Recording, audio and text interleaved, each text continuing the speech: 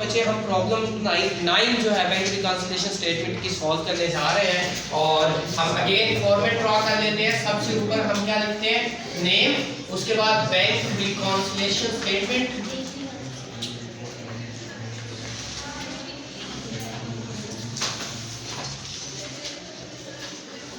और for the month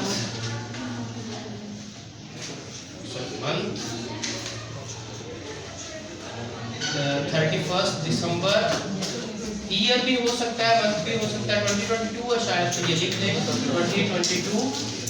और यहाँ पे लाइन लगा लें, मैंने कहा था यहाँ पे एक लाइन लगा लें और एक तकरीबन यहाँ पे लाइन लगा लें और यहाँ पे ये आपकी लाइन आ जाए। ठीक है, अब बच्चे यहाँ पे हम जो है वो डिटेल लिख लें, या यहाँ पे भी अमाउंट लिख लें और यहाँ पे भी अमाउंट लिख लें। ठीक है, और यहाँ पे लाइन लगा। ठीक है, उसके बाद बच्चे पहले मैंने सजेस्ट किया हुआ है मेरे मुताबिक कि पहले आप देख लें कि कौन सी चीज़ें हमें, बैलेंस कौन सा दिया गया, balance as per cash book. तो यहाँ पे सबसे पहले लिख लें बैलेंस एज पर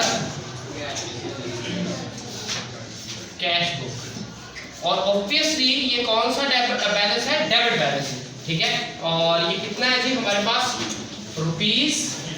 ₹60,000। ठीक है, उसके बाद बच्चे इनको देख ले कि कौन सी चीज हमें कैश बुक का बैलेंस दिया गया, तो इसमें कि हम अब करेक्शंस किस में करेंगे, कैश बुक में। ठीक है, पहली ट्रांजैक्शन बी क्या है, profit on account credited by the bank.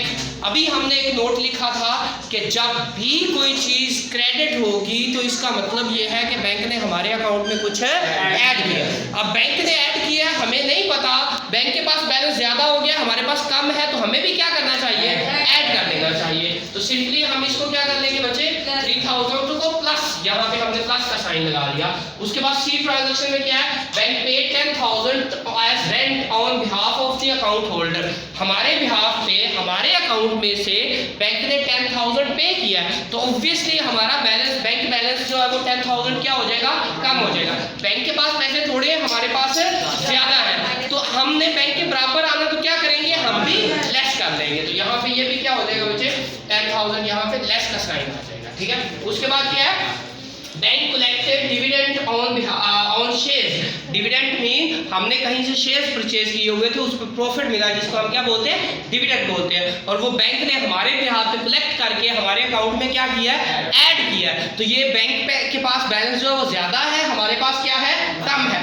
अब हमें बैंक के बराबर आना है, तो हम भी इसको क्या कर लेंगे, ऐड कर लेंगे। ठीक है, तो ये भी क्या हो जाएगा बच्चे, आपके पास ऐड हो जाएगा।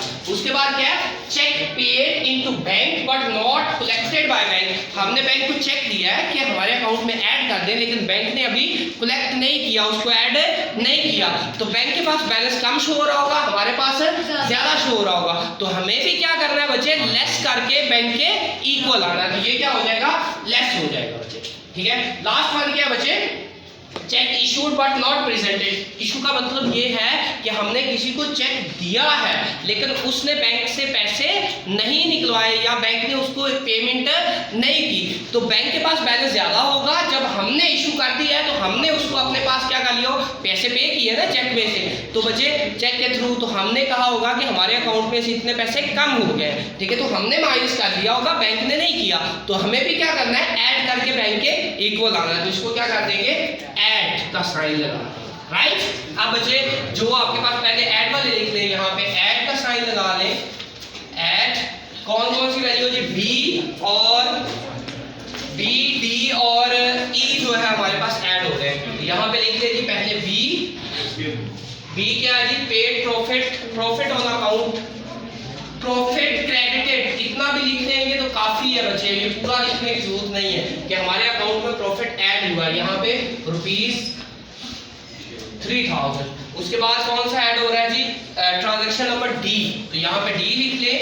क्या जी, bank collected dividend on shares, bank ने शेयर्स पे डिविडेंड कलेक्ट किया, तो क्या है, बैंक, हाँ, या कलेक्टेड डिविडेंड, सिंपल लिख लेते हैं, तो बैंक कलेक्टेड डिविडेंड कितना है जी, 5,000, तो यहाँ पे क्या लिख लें, 5,000।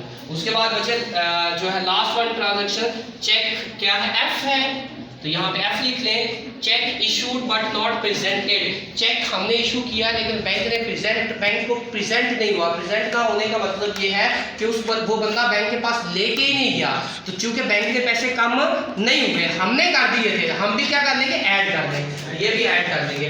चेक नॉट प्रेजेंटेड लिख दें, सिंपल चेक नॉट प्रेजेंटेड। ये आप पूरा भी लिख सकते हैं अगर आपको समझ ना आए कि कौन से वर्ड्स लिखने और कौन से नहीं, इसमें रॉकेट साइंस नहीं है बच्चे, इससे फर्क नहीं पड़ता, मेन क्वेश्चन आपका ठीक होना चाहिए।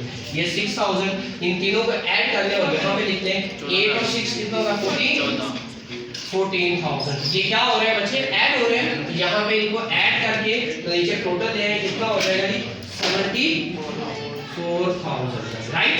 उसके बाद बच्चे यहाँ पे आप क्या लिख लें, लेस इससे नीचे क्या है जी, लेस में कौन कौन सी ट्रांजैक्शन है हमारे पास, ट्रांजैक्शन नंबर सी में क्या है, बैंक ने पे किया 10,000, bank paid rent, simple bank paid rent, bank ने क्या किया, पे किया, कितना है 10,000, तो यहाँ पे इसको लिख लें 10,000।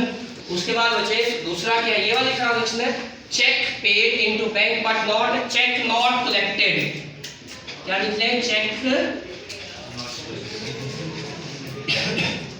Not collected. कितनी वैल्यू है जी, 8,000, तो यहाँ पे 8,000, ये बच्चे दोनों को ऐड करें तो कितना हो गया, 18,000, और ऊपर वाली वैल्यू में से बचे 74,000 में से 18,000 माइनस कर दें तो बाकी कितना बचता है, 29, सॉरी 18 निकालना है तो कितना बचेगा, 56 मेरे मुताबिक, कैलकुलेट करके देख लें, 18 14 और जो है वो 56,000। इसको हम क्या बोलते हैं, बैलेंस एज पर बचे पासबुक, और ये कौन सा बैलेंस होगा बच्चे, क्रेडिट बैलेंस, ठीक है। ये बच्चे आपका क्वेश्चन कंप्लीट हो गया, थैंक यू वेरी मच।